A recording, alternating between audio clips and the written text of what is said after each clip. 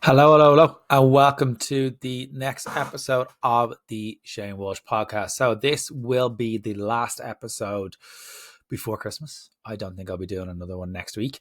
So, I just want to say a massive thank you to everyone who has listened to even a second of the podcast this year or in general. The growth has been great and nice to see from an ego point of view. So I just want to say a massive thank you for anyone who has listened to it, downloaded it, whatever it might be, and has watched on YouTube. The podcast is available up on YouTube. So if you head over to Shane Walsh Podcast and type that into, or Shane Walsh Fitness into your YouTube, you'll be able to see some of the guest interviews and some of the new episodes that are coming out and stuff like that this week or for the last while. So today's podcast is an episode with a little bit of a different mindset because I know a lot of people are kind of freaking out about Christmas, and I know I've done episodes on the past talking about silly season and stuff like that. So if you are interested in maybe having a listen back on older episodes on that side of things, I would highly recommend you to do so. But I think the topic of today's conversation is a conversation that I've had with every single client this week. I will be having a chat. This week is my busiest week. It's the last full week before Christmas. But what I've been working with my one-to-one clients over the last while is what's going to stand to them over Christmas. Because I think a lot of people can kind of go into Christmas and December with the what the hell, or might as well just go press the fuck it button. This year does seem calmer for an awful lot of people in relation to social life, etc. I know there's bugs going around and stuff like that as well, but for the grand scheme of things, it does seem a little bit calmer in general for for people's social life and stuff like that over the last while. But one of the things I'm going to talk to you about is what I've spoken about with my clients. And if you look at social media right now with the fitness industry and nutrition and stuff like that, there's the one extreme of enjoying every minute of it, just have what you want, and then there's the other side of things of, well, restricted to Christmas and weight loss all the way up to Christmas and all that kind of stuff. So there's two extremes which generally work very well. They generally don't work very well, should I say. And my stance on it doesn't make it right, but it depends on what the person is. I have a couple of clients who I know they've been getting ready for weddings in January and then also New Year's Eve, who are going to have that Christmas, that messy middle, where it can be a little bit harder. And it will be harder. It is harder to lose weight around Christmas. But I think it's trying to find that fine tune and find that narrative. What's more important to you right now? Is it about your waistline, or is it about making memories with your family? And I think that question on its own will reveal the all or nothing mindset for an individual. If it is about your waistline, now I know that studies show that the vast majority of people will put on the weight at Christmas, and that's the weight that they struggle to lose. But that's not from Christmas. That's from the what the hell effect, or just fuck it mode, from November, December, and just going fuck it for the whole of December. There will be a spike in the scales at Christmas, but it doesn't necessarily mean it's fat gain. It will reduce once you get back into routine. But that whole question of revealing that all or nothing mindset is what's more important for you, your waistline or the memories with your family and your kids. If it's your waistline, it's going to be, if you struggle with the yo-yo dieting mindset for a while, you're going to be so used to the restrictive method. And that's why that your brain and our brains as humans can't really compute, because you're going from restriction to abundance, and there's no middle ground. The middle is where happiness, maintenance, life happens. But the two messy middles, or the two extremes on either side of that, the two bookends on either side of it, are where people will struggle. But by answering that question, we'll find that all or nothing for you. So I know myself, this is the first Christmas as a married man, so it's a little bit different. It's trying to find, and it's been a very weird and different year and difficult year outside of getting married, from a family point of view.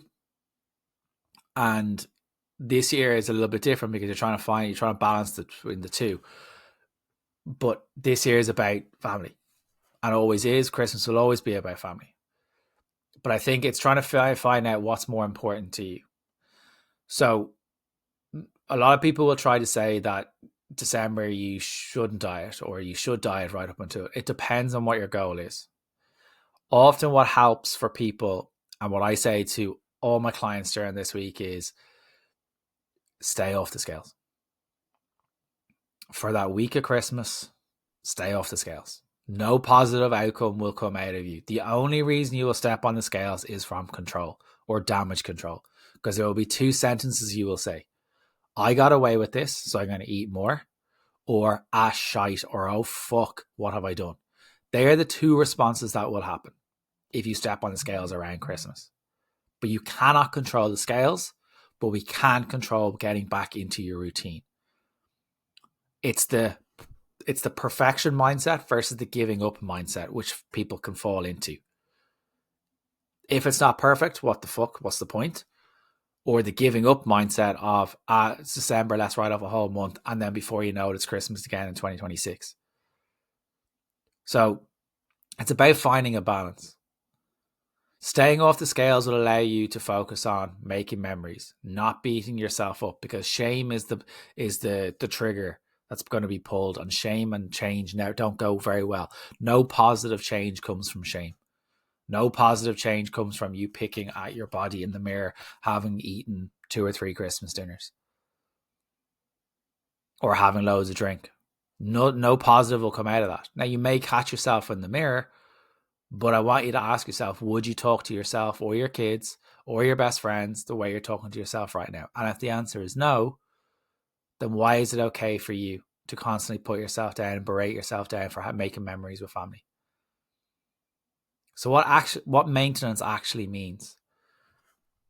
So, for example, if someone's tracking calories, don't track calories Christmas Eve, Christmas Day, Stephen's Day, or Boxing Day, depends where you are, and go back into it on the 27th to the 28th.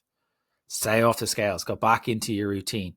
If you're not tracking calories and you're working off the premise of the 3 meals, 2 or 3 snacks, enjoy it for those 3 or 4 days and get back into a day.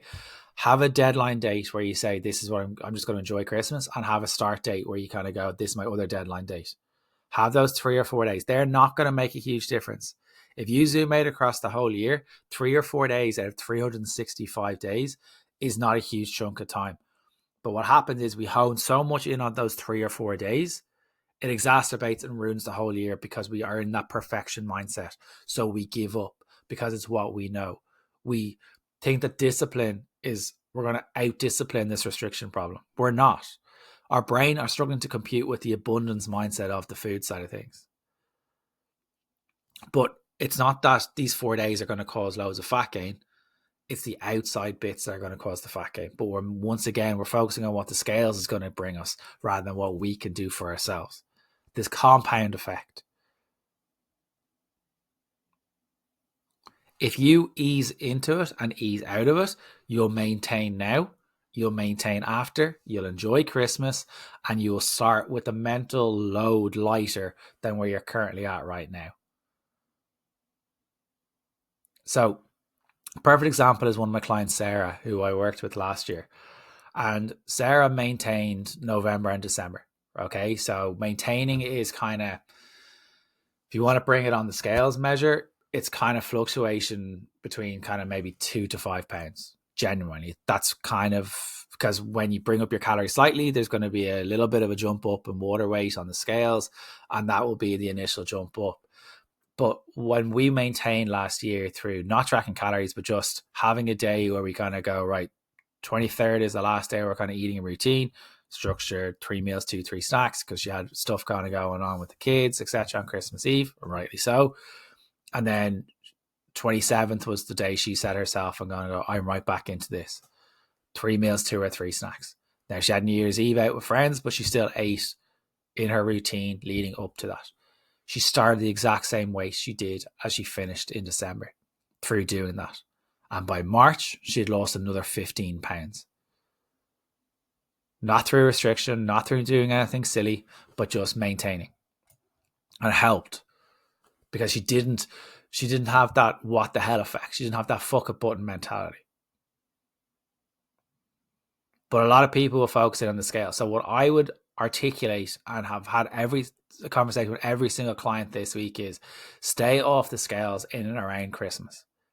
It's going to be the trigger of shame and guilt that won't work for you.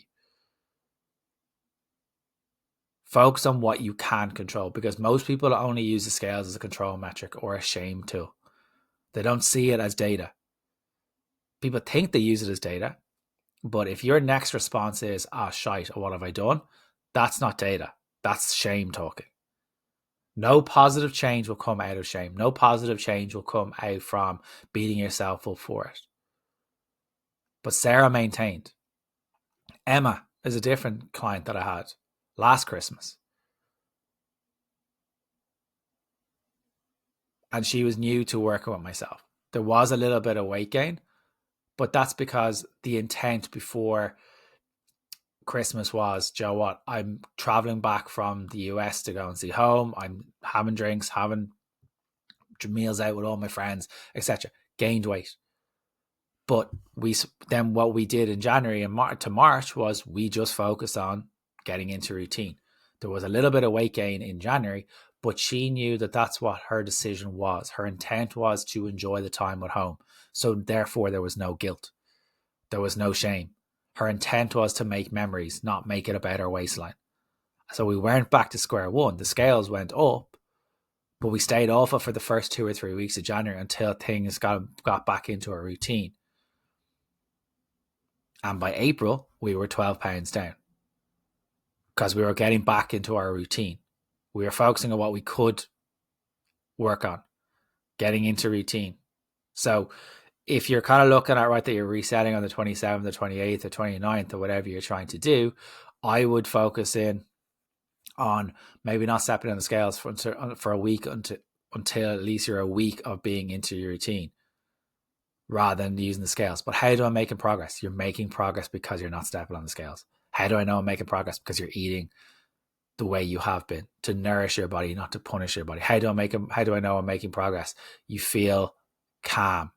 How do I know I'm making progress? You're not restricting. How do I know how do I know I'm making progress? You're not doing the old method. People are only use the weighing scales. If the weighing scales and measurements were not an option for you right now, people do not know, because through no fault of their own, they do not know how to measure their own progress. Because the only way you've been taught by clubs or dieting or slimming clubs or whatever it might be is through the scales is the only metric of success. This is the metric of success. If you lose the mental weight around food and learn how to maintain, and maintain for argument's sake is the weight, but maintenance is finding a way to eat that suits your life, that adds to your life, that doesn't take up every single minute of your life. Get back into routine. Maybe even go for a couple of walks. You get fed up with your family eventually, but go for walks. Keep active. Walk the dog. Bring your kids to the pond or the park or whatever it might be. But you can see from the two different scenarios of Sarah was we maintained because she was busy, and then we also had Emma, whose intent was to enjoy life,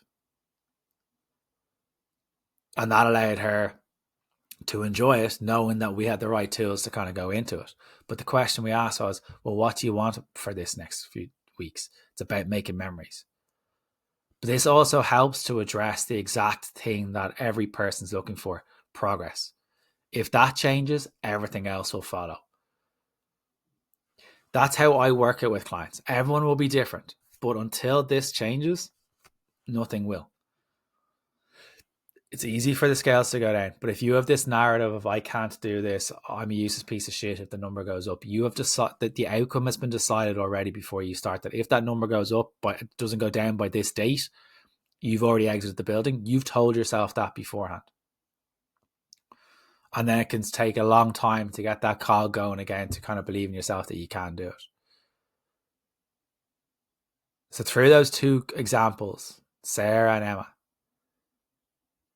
that's the stuff that I've been working with my clients. The question I've been asking my clients is, what is Christmas about? Stay off the scales is my answer to most things. Now, some people have the other alternative of some bodybuilding coaches and stuff like that will be do it, more discipline. That's not who I'm talking to. I am talking to the yo-yo dieter who's come from all the clubs, who's struggling with their weight for 10, 15, 20, 25 years, that this tactic will suit you a lot more. There will be panic. There will be brain farts along the way where you're kind of like, but I need to know. You don't need to know. It's the old reliable. Enjoy your Christmas. Enjoy your time with your family. Perfection brings you nowhere. Giving up brings you nowhere. Nourishing yourself will bring you a hell of a lot further. So that's the conversation I've had with the clients, every single client I've had this week, and the last kind of few weeks leading up to help them kind of navigate Christmas. It does feel calmer. So hopefully that helps. Enjoy your Christmas. If you are interested in working with me after Christmas for the new year, the Female Fat Loss program starts on the 12th of January. There is the early bird offering of 33% off, which is €99 for 8 weeks of coaching, tailored nutritional guidance, weekly check-ins, one-to-one call with myself towards the end of the program, weekly lives, a group for accountability, which is, I love that group. But we've also got your training, which is tailored to you for home or for the gym, or you can do your own. And you'll also get the education around perimenopause, PCOS, menopause, endometriosis, every single one of those. So if you're a yo-yo dieter and you're looking to start off 2026 on your terms, the 12th of January is when it starts. It closes on the 9th of January or until it sells. Black Friday got rid of filled up about 60% of the spots. So there's only 40% of the spots left. And I keep the numbers small because I want to try and help everyone I possibly can. So if you're interested, click at the link in the show notes, book your spot before everything sells out. You won't be disappointed. So hopefully you've enjoyed today's episode. If you have, amazing. Please share it with a friend. Pop us a DM if you're interested in the group program, the Female Fat Loss program, or you can click at the link in the show note and book your spot right away.